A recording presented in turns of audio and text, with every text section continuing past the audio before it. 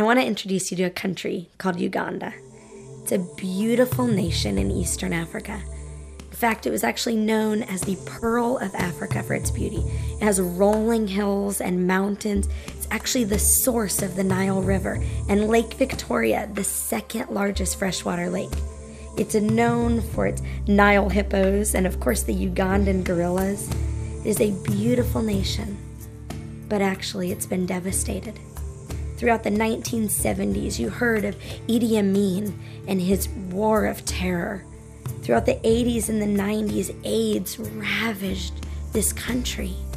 In fact, they had the highest number of AIDS orphans in the entire world. And recently, they've faced the oppression of the LRA, the Lord's Resistance Army, and their infamous child soldiers' abductions throughout northern Uganda. This has left them tattered and torn as a country. Today, they have over 2 million orphans. And this is the country that a woman named Ruth Muga grew up in. In fact, from 1990 to 1997, most of her brothers and sisters died from AIDS, disease, or sickness, and they left behind them 14 orphaned children. And Ruth, being a single woman, took all of these children in as her own, and she decided she'd be mama.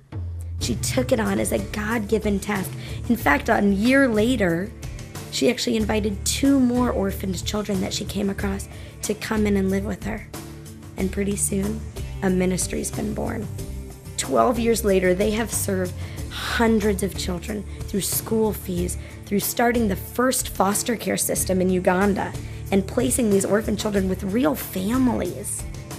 They've also provided many other things that have helped the children of Uganda. They've even started the first library that's ever been seen in Jinja, Uganda, so that these kids had more. She wanted them to have a family.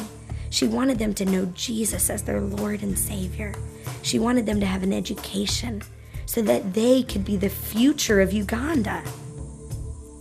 But last year, sadly, Ruth passed away, and with that, most of her funding. And now Arthur, her sweet husband of a mere 3 years, has found himself bearing the mantle of leadership. He's now a school teacher full-time and a single foster father to 14 children that live in his home. In Rafa village, where we get to be a part of the ministry, there's 50 orphan children who live in this village. They also provide primary school to another 250 community kids, where this is their place to come and to receive an education, that they may learn and grow out of this poverty.